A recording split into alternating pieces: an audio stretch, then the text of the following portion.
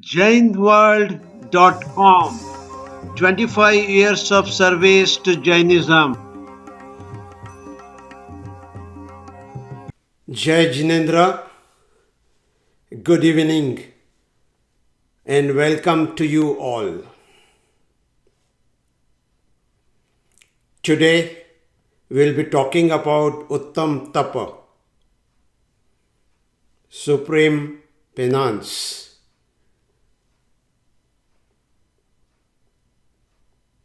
Dhammo Mangalamukittam Ahimsa Sanjamo To Deva Ditam Namasante Jasya Dhamme Sayamanu. Those who follow the religious practices of non-violence,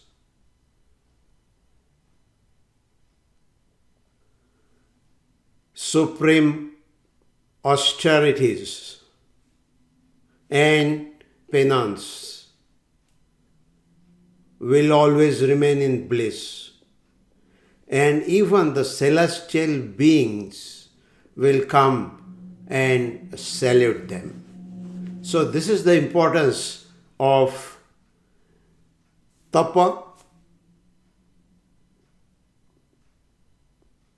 in our purification process. So among the top three, ahimsa, sayam, tapa.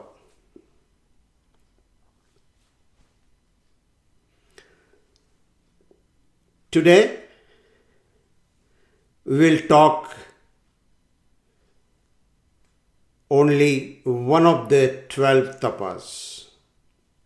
We know there are 12 tapas, the penance, and yesterday we talked a little bit about Kayotsarga, which is one of the 12. And today we will talk about dhyana, meditation. But before that, what is the importance of, and we'll be using the word tapa rather than penance for the simplicity purpose. So what is the importance of tapa? Tapa is very, very important step in the purification process. A man went to see a gold purification plant where the gold was being extracted. And as the manager of the gold factory was explaining him as he was seeing the factory, and he said the ore which contains the gold particles comes in.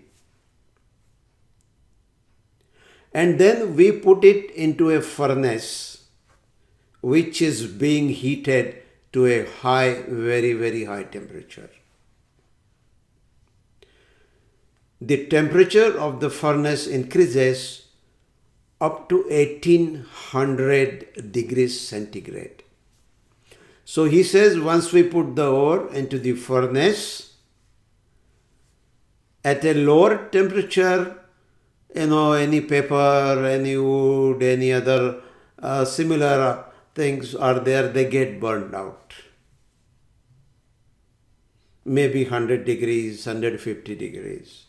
As we raise the temperature, other item which evaporate at a lower temperature, they are gone. When we go to 600, 700 degrees centigrade, some low melting metals like zinc, lead, they get evaporated. And still we are increasing the temperature. And when we go to say 1500 degrees centigrade, all other things are evaporated and we are left with copper, silver, and gold. So we increase the temperature further, and when it is close to 1700 degrees, copper is burnt out and we have silver and gold left. And then we increase the temperature further at 1800 degrees centigrade. The silver also is evaporated and we get pure 24 karat gold. So purification of gold requires so much of energy. You need to increase the temperature to 1800 degrees centigrade, and then only gold can be purified. If we just heat it to say 200, 300 degrees, lot of impurities will remain. 600, 700 degrees, still quite a bit of impurities will remain. 1400 degrees, we have copper and silver along with the gold there. So those two, and at 1700 degree, only silver remains as the impurity. To get the pure gold, we must go to 1800 degrees centigrade. And this is the objective of tapa. As the word tapa is spelt out. So tapa means really create the fire. And more the intensity of fire, greater is the purification. So the entire objective of tapa is to be able to create the energy. And then to be able to focus the energy to the desired location, to the desired point, so that we can really create a fire there. And as they say,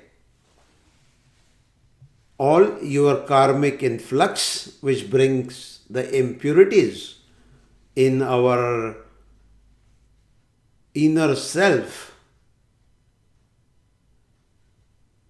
then can be burned into this fire of a tapa. So it is called as a tapagni, a fire created by tap, your penance.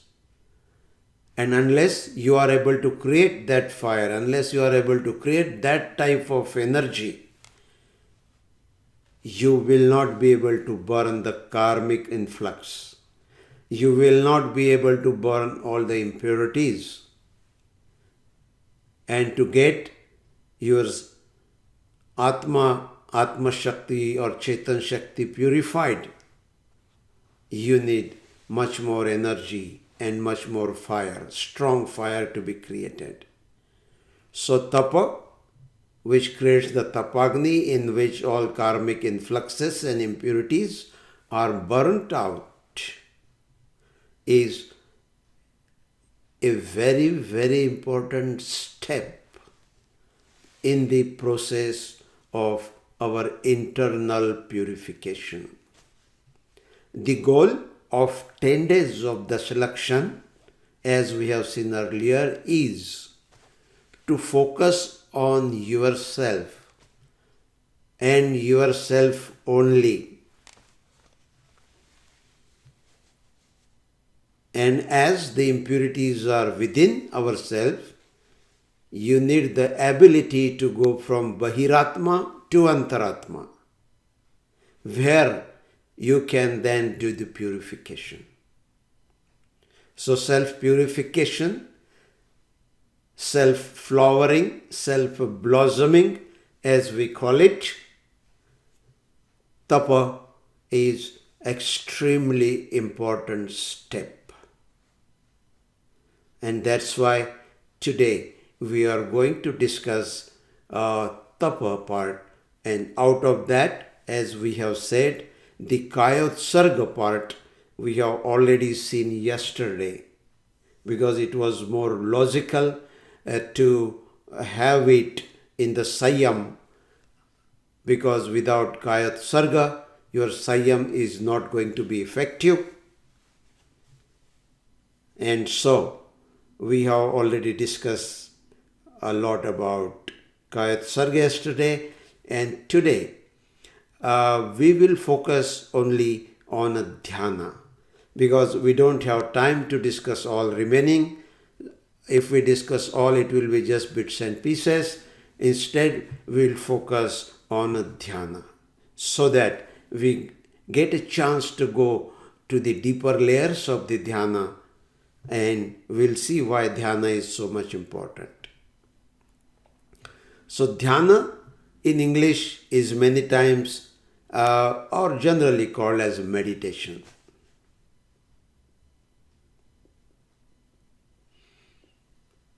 Meditation doesn't express dhyana very correctly, but there is no other word, and dhyana comes little closer. Meditation comes little closer to dhyana, and so we need to use the word dhyana. What is the difference? Let us quickly understand. Meditation means to focus on. So meditate upon something. So you need an object and you need to focus on that, and that is called meditation. And dhyana is exactly opposite of that. Dhyana means to go beyond thinking. As we have seen in Kayat Sarga, Manogupti, Vachanagupti, Kayagupti.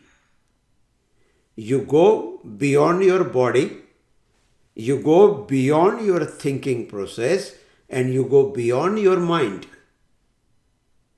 Then only you enter the inner, then only you enter the Unter-Atma. And so, thinking process has to be left out.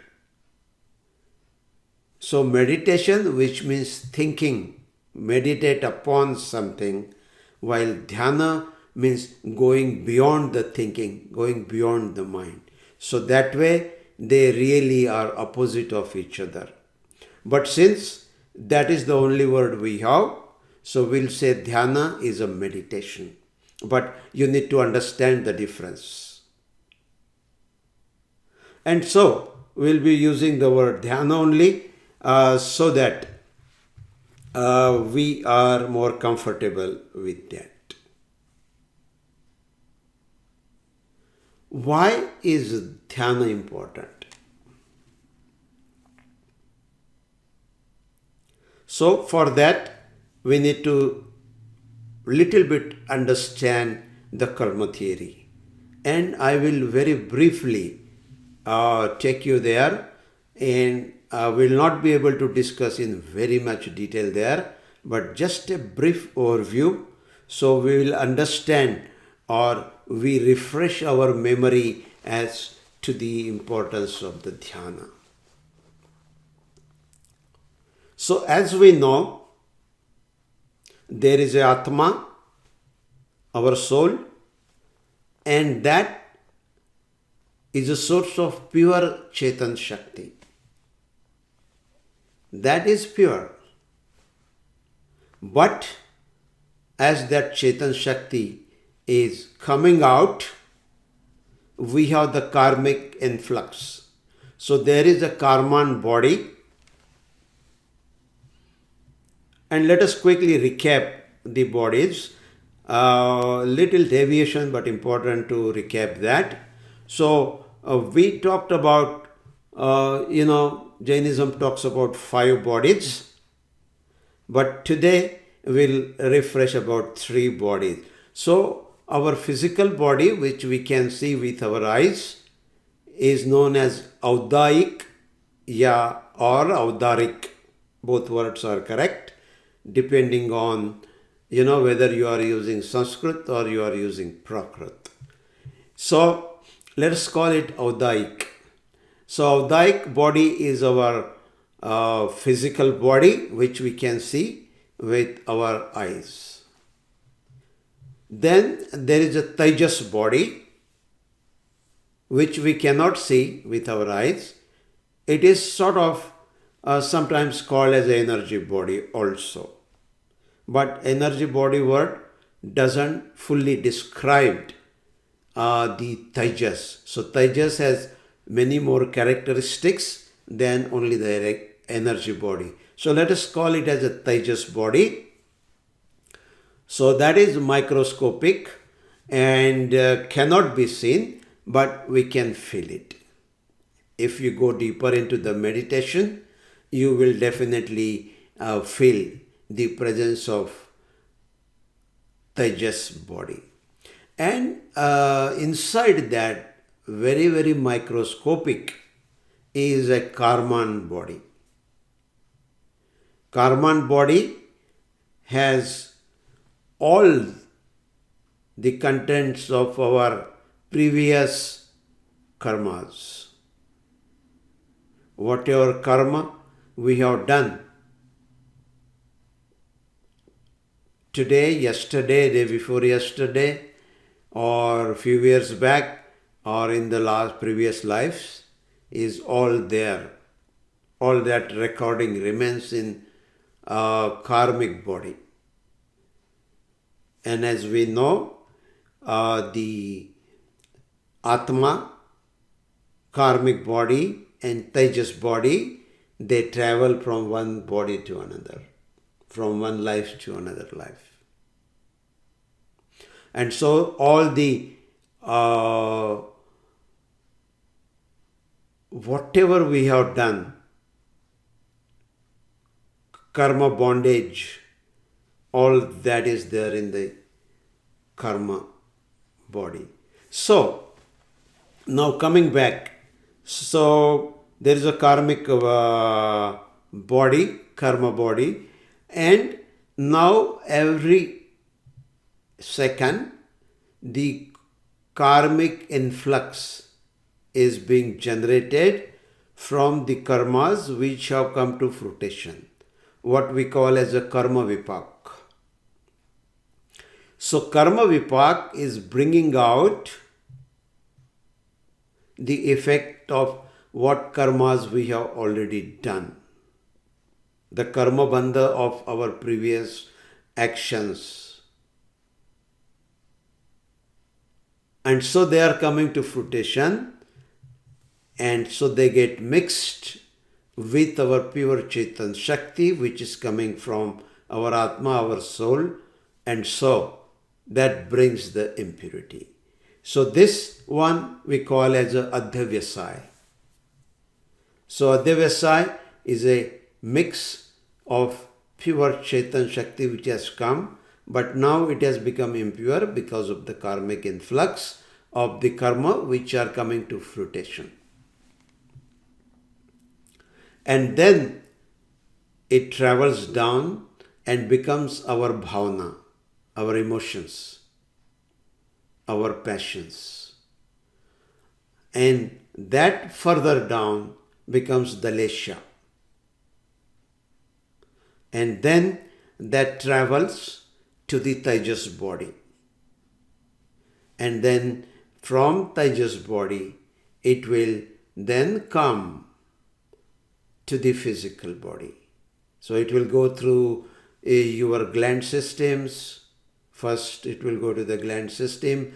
Gland system will bring a lot of selection based on those vibrations which are coming from Tejas body. And those Tejas body vibrations have come from the Karman body and Adhyavyasai and Lesha, Bhavana and Lesha.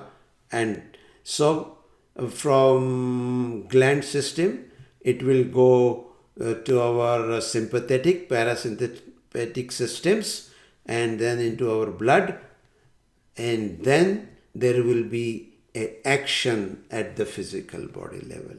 So say it is a strong anger related things coming, when it comes to the body level, we will go and start hitting somebody, or we will be scolding somebody, So that action comes, but its origin is at the karma vipak, at the karma fruition level. So it is very important to understand this process, because now, with the help of dhyana, we have ability to intercept this flow, this traveling of the vibrations created by the karma vipak. So based on the level of your mastery on the dhyana, your skills, you can intercept them at various levels.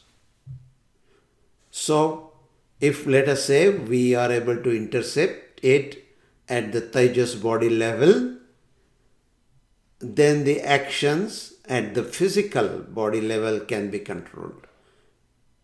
So the person may not go and stab somebody with the knife, or may not go and fight, or may not go and even scold. But if it is not controlled there, these actions will take place. So ideally, if we have greater skill developed, we may be able to intercept it there, and with greater skills, we can start intercepting at a higher level. We can intercept it at Lesha level, or Bhavna level, or above at the Devasa level. And if you get into the real high level of skills, we can go and start intercepting at the level where the karma vipak is happening. And this all is possible through dhyana. Without dhyana, this purification process is not possible. And that's why dhyana is a backbone of our purification process. It is the cornerstone, it is the central piece of our purification process. So, if you are skipping the dhyana, means your purification process is not going to be effective. Absolutely not. And if your skills in dhyana is moderate, then you get only moderate benefit. But as you go deeper into your meditation, as you master more and more techniques and tools provided by the dhyana process, then you are able to go at the higher level and intercept. And so the impact of these impurities which is coming by the influx of karmic fruition, karma vipak, can be minimized. So very, very important to have a dhyana as a integral part of our purification process. And start developing skills, go deeper, so that we get the optimum use of our time and energy and our efforts. In management, we always talk about optimum utilization. And if in the purification process you want the optimum results, that you get rid of maximum impurities within the given time, within the given efforts, then enhancing your skills in meditation, dhyana, is extremely important. And as you all know, friends, Bhagwan Mahavir, for 12 and a half years, he was doing tapa. And he was only doing dhyana. 12 and a half years. He is born as a Tirthankar. His Garbha Kalyanak, his Janma Kalyanak, his Diksha Kalyanak were already done. And after that, he had to spend 12 and half years of 24 by 7 dhyana to bring in the total purification. And naturally, for us, we will have to spend a really, good amount of time to enhance the skills and, enhance the level of our purification so that the problems in our day-to-day life, which comes out of 4 kashaya, krodh, man, maya, lobh, and likes and dislikes, the impact of that is minimized. So our stress, our strength, our uncertainty, our anxieties, our inferiority complexes, all those can be under control. And their impact is minimum, and the same energy we are able to convert into the positive aspects of joy and happiness and festivity and celebration and bliss and peace of mind and tranquility and friendship and love and compassion, caring and giving. So all the energy which is going to the negative can be diverted to the positive with the use of dhyana. And we'll see how we can. See, the energy is same. We have only X amount of energy which is generated at our biocenter. And then it is up to us how best we utilize that energy. So dhyana will help us to stop the flow of energy towards the negative and change the flow towards the positive. And that one simple trick will change our life in a much, much better way. So let's come back to the dhyana and how we sort of will try to understand few important things of the dhyana, which is part of the purification process. So in the dhyana, definitely we are talking about Chetan Shakti. And it is the purification of Chetan Shakti. So let us quickly spend a little time on the Chetan Shakti and its movement within our inner self. So before dhyana, we have done the Kayotsarga, which is mandatory first step before entering the dhyana. So in the Kayotsarga, we have done Manogupti, Vachangupti, Kayagupti. And that is, we disconnected ourselves from the body, we disconnected ourselves from the thought processes, and we disconnected ourselves from the mind.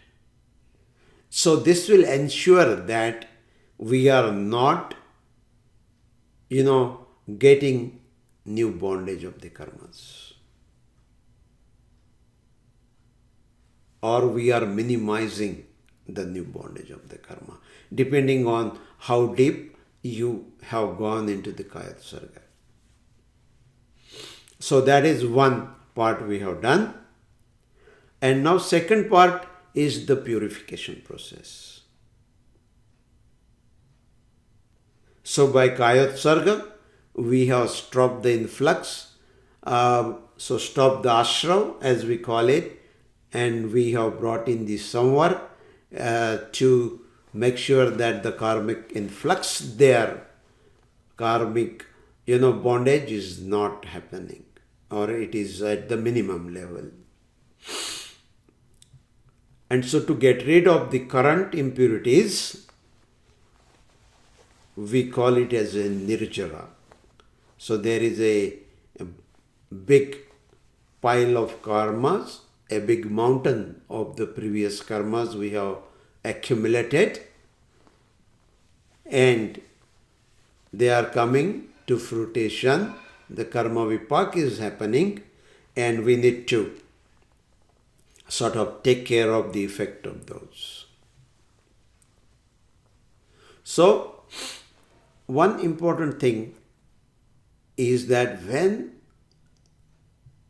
our Chetan Shakti is flowing downwards,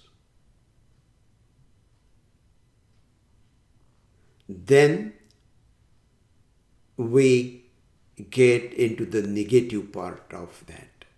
So we get into the raga, dvesh, and we get into the krodh, man, maya, lobh, and other passion, wants, and desires, and everything.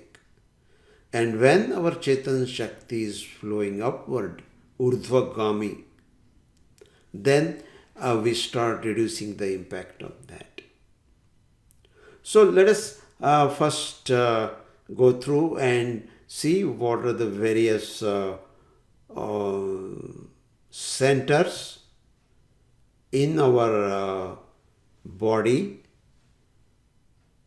which are called as a Chaitanya Kendra or which are called as a chakra. So first we will try to understand them and come back to the Chetan Shakti flow. So let us say you are sitting in a lotus posture for dhyana, and sitting in the lotus posture is the most important, because in the lotus posture your body is properly centered, you can keep your backbone straight, and you can maintain the body without any movement. So there should be no body movement until you finish your dhyana. So these things we saw when we saw the Kayat Sarga, that you sit facing east and get into the lotus posture, and of course we need a quiet place. We need the place where there are no insects or other things or any sound or other disturbances, a properly ventilated place, so that once we get into the dhyana, we are undisturbed. So when you are sitting in the lotus posture and your backbone is straight, now let us map the chakra, or what is known as a Chaitanya Kendra, into that. So chakra or Chaitanya Kendra is a position or a center within our body, and those centers are within our Tejas body. This is to be remembered. They are within the Tejas body and not our physical body. But for our understanding purpose, because we can see the physical body, we will be talking about their location with reference to the physical body. But just remember that those centers are within the Tejas body, the one which is not visible to us but we can feel. So at the lowest vertebral level, there is what we call as a Shakti Kendra or Muladhar. This is where our bioenergy is generated. And bioenergy is the only energy we have got. So this is where it is generated. And above that is another center which is known as Swasthya Kendra or Swadhishthan. And above that is a navel center which is known as Tejas Kendra or Manipur. So these three are from the navel center to the down. If your Chetan Shakti remains within this area,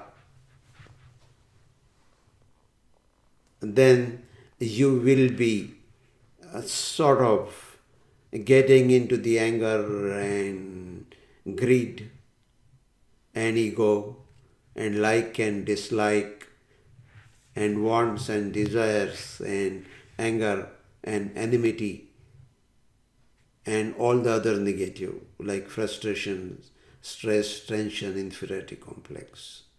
So if your Chetan Shakti is here, those are the predominantly qualities which you will see, and your outer, your actual physical body will be busy with all those things. If our Chetan Shakti is able to move above this and we go to the center, which is at the chest, near chest, so that is known as Anahata or Ananda Kendra. And if we are able to come to that level, then there is a good amount of change happening. So first let us talk about the three centers and then we come to this one. So at the Shakti Kendra, as we call it, or Muladhar, the energy is generated, and if you focus there and remain, then you can increase the amount of energy, you can have a stronger level of energy, and so that one is important. And then on the Swasthya Kendra or Manipur, if you are able to focus and do the dhyana, then all the your body related things are stronger, you have better control, and you will have minimum diseases, and your body would become healthy and a stronger body. And when we come to the next level, we call Tejas Kendra, solar perplex. And that is where you can start controlling, balancing your wants and desires and start getting little control over unregulated negative things. So those three are very, very important. And this solar perplex is very important because your entire body is connected to this solar perplex. When you as a child or any child who is in the womb, mother's womb, he is connected with mother by the navel center. So whatever he needs, the feeding from the mother side by way of blood and other things comes to his navel center, and from navel center it gets into the whole body. So navel center is really connected with your whole body. So meditating upon that, you start getting the benefits, you can start spreading the benefit of that meditation across the entire body level. So meditating on that is very, very important. That part also is known as a Nabhi Chakra. If you recall, Adinath Bhagwan's father's name was Nabhiraja. Nabhiraja because he had a complete mastery on his Nabhi Chakra, on his solar perplex. So meditating on this is extremely, extremely important.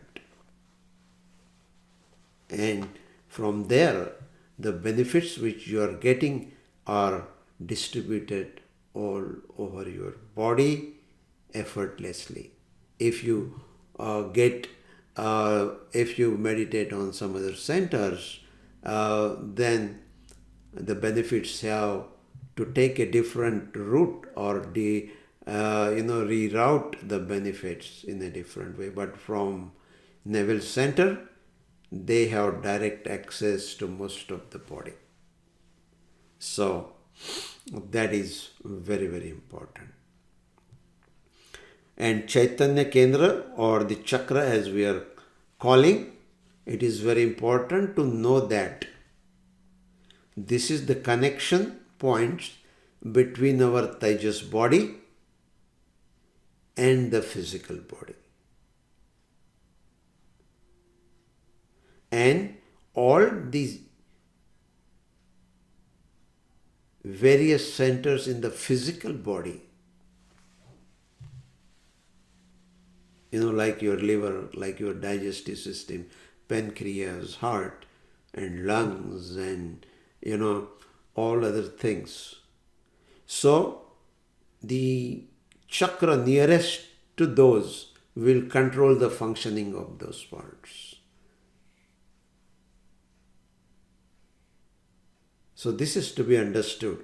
So from Tejas body, the vibrations will come to the chakra, and from that area it will pass on the benefits of the vibration to the various parts under the control of that.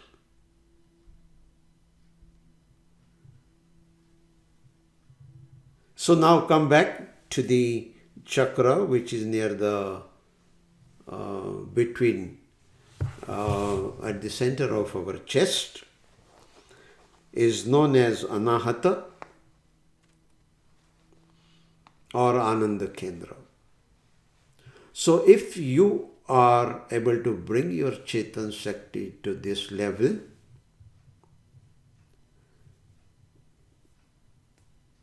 so Chetan Shakti, as we have seen, has a tendency to flow downward. Like the water will find its way towards the slope, towards where it is going down and down and down. Same way Chetan Shakti has a tendency to go back to Mooladhara. That is where it got generated. The energy got generated. So Chetan Shakti will go and has a tendency to go down and down. And so to move it up, we have to use the technique what is known as Urdhva Gami. So we have to make the Chetan Shakti go upward. So this is known as Urdhva Gaman of Chetan Shakti, making Chetan Shakti move upward. So its direction is going down, natural. So we have to use the tools and techniques to change the direction and make it move upward and upward and upward. So this needs the effort. This needs you to use the dhyana technique to make it move upward. So far, we'll see what techniques we use to coming that. But let us go back to the Ananda Kendra or Anahat. So if you are able to move the energy, your Chetan Shakti, and bring it to the level of Anahat or Ananda Kendra and maintain it there, then all your pain, misery, suffering, that will vanish, and you will be in the state of joy and happiness and peace of mind and tranquility. So this is a very important point, Anahata, Ananda Kendra. And we go to the other higher chakras, but before that, let us see how we achieve the Urdhva Gaman, because very important to understand how the Urdhva Gaman happens. So we have to remember that this flow is through the backbone. It is in the Tejas body, but in the physical body representation is through the backbone. So we just say that it is through the backbone because we understand the path. And so from the lowest vertebra, that is where our bioenergy is getting generated, Muladhara, we use the breathing to help us initially. Initially, we use the breathing to push the energy upward. So, when you are doing the breathe out, and of course, when you are doing in meditation, your eyes are closed and you are focused inside and you are focused within your backbone. And that is the reason why your backbone has to remain straight, so that the energy movement, Chetan Shakti movement, is not obstructed. Like you are watering your garden and the garden water is passing through the garden hose and you are able to do the watering. But let us say at some point the hose gets bent, then the water stops coming. It will come only up to the bend and it will stop there. Same way, Chetan Shakti Urdhva Gaman, if your backbone is not straight, wherever there is a bend, it will stop there. That's why very important, during the dhyana, your backbone must remain straight. And another point, let us take it now itself, that your body has to remain like a statue. Because the moment there is your body is making any movement, then the Chetan Shakti has to go there. Because your body cannot do anything without Chetan Shakti. So for any activity of the body, you need Chetan Shakti. So once you do the body movement, that creates vibration in the Chetan Shakti, and the flow of Chetan Shakti is disturbed. And so whatever, let us say, you were attempting the Urdhva Gaman will get disturbed. So very, very important to make sure that your body remains still, like a statue. And that's why one another important aspect of dhyana before you get into dhyana is the Sharira Siddhi. So you have to make sure that your body, you have to practice it, that your body can remain stable and steady and statue-like during the entire period of your meditation. So Sharira Siddhi is sort of helps you in a big way. So you can treat that as a prerequisite. So sitting on Padmasana and like a statue during your meditation process is extremely helpful. It gives you the best result. So when you are breathing out, you try to push that through your backbone, so your Chetan Shakti will start moving. Initially, you have to use your Sankalpa Shakti, you have to use the auto-suggestion, and until you get into some level, and later on it will happen, as you wish. And initially, even with that, if it is not happening, you sort of use your one hand and move your finger on the backbone, little bit, and then imagine that your Chetan Shakti is moving that much and that much and that much. So initially maybe half inch, 1 centimeter, you practice that, but once you get the trick of reversing the direction of Chetan Shakti, that is the turning point. And then whether you were able to do just for 1 centimeter or 1 inch, that is okay. Then that distance can be increased. But getting the Chetan Shakti to reverse its direction is a big milestone. So you do that, and now where during the breathe out and using your auto-suggestion, you will be able to start getting your Chetan Shakti up and up. And later on, when you become at a very good level of efficiency in meditation, then you will be able to move the Chetan Shakti from your Muladhar to the top of your backbone many times in a second.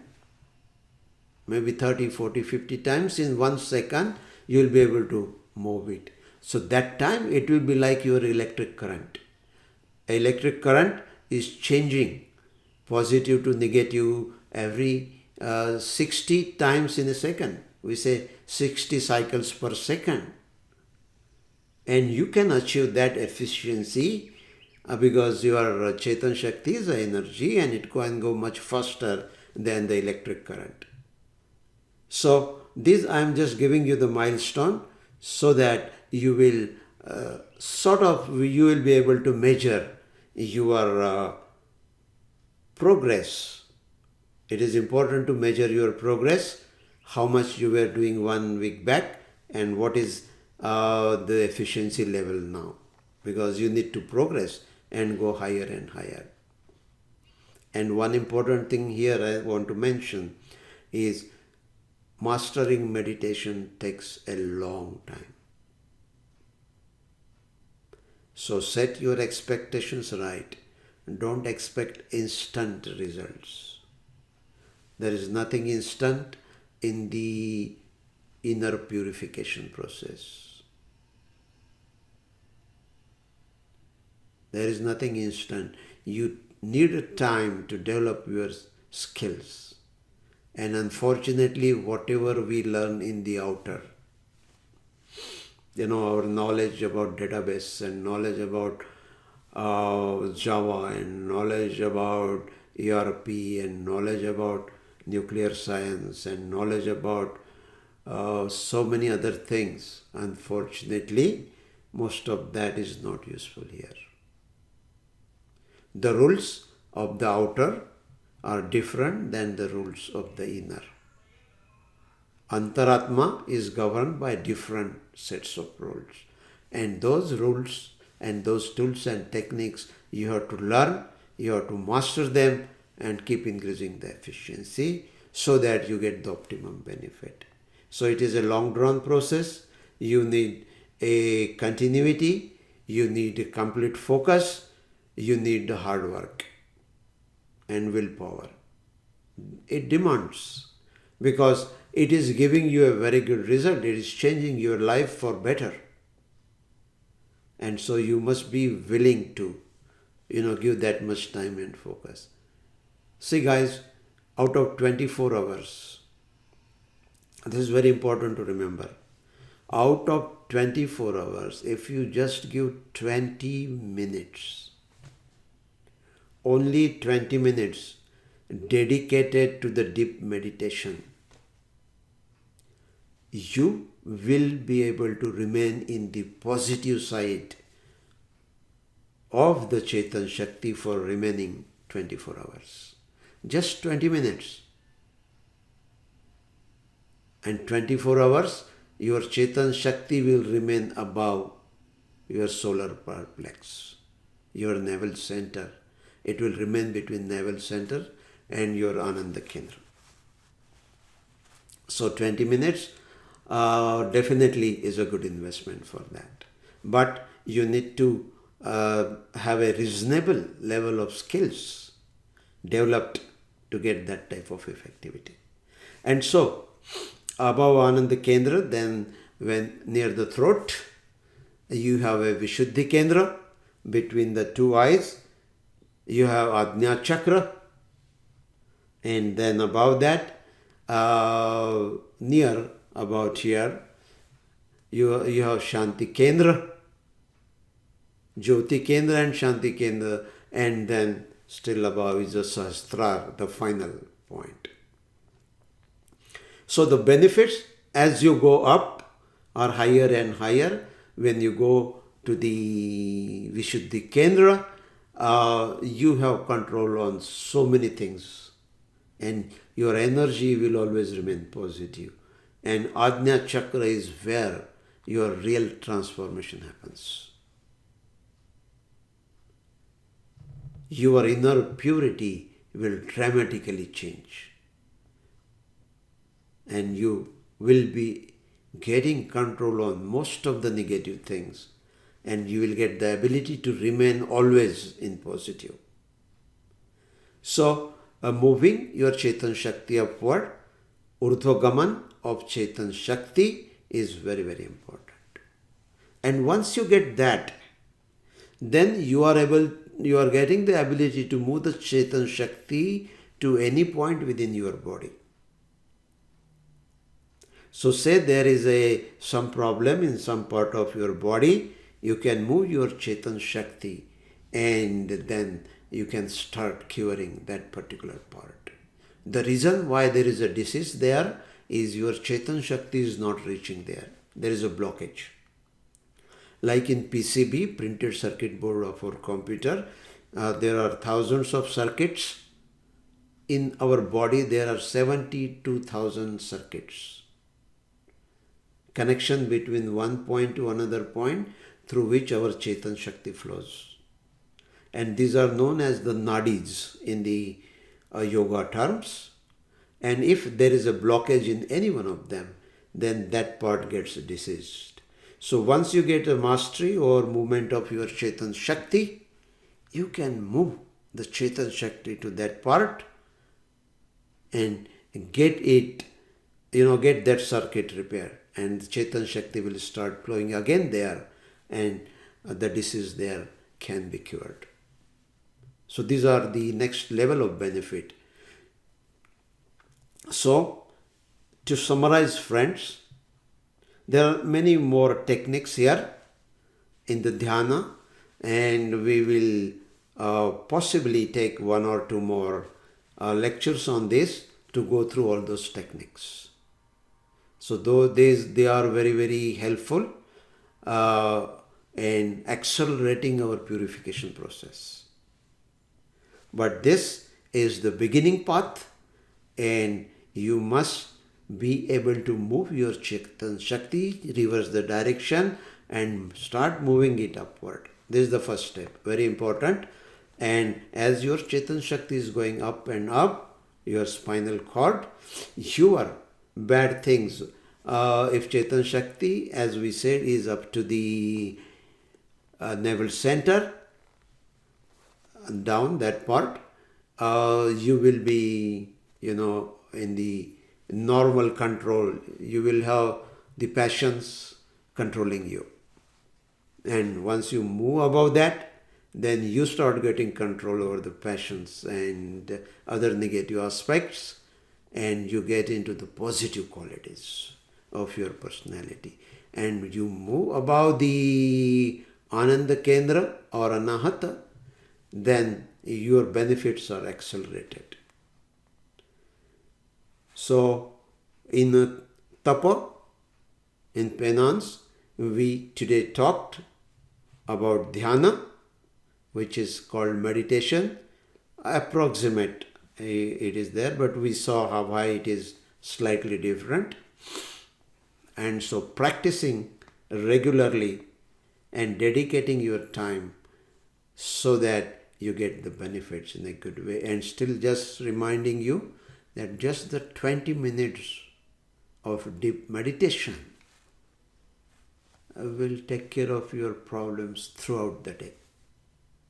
Your anger, your greed, your ego, they will all remain under your control. You will have the mastery over them. And so this is a important step in the purification process.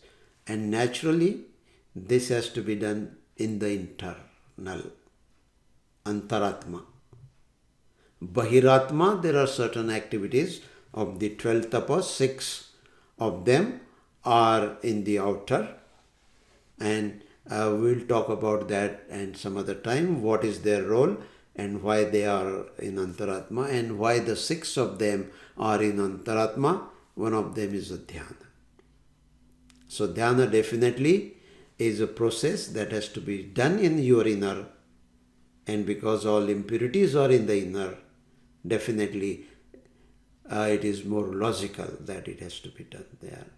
And as you are able to change the direction of your Chetan Shakti, you are able to get the control over your bad passions, and then you start getting benefit of all the positivities. And that's why tapa is among the top three religious processes. Dhammo mangalamukittham, ahimsa sanjamo tavo. Ahimsa, Sayam and Tapa. This is a beautiful sutra given by Bhagavan Mahavira to us, and we need to keep that in the forefront of our thoughts so that we don't overlook such an important sutra. With that, friends, we conclude today's lecture. Om Aram. jainworld.com 25 years of service to Jainism.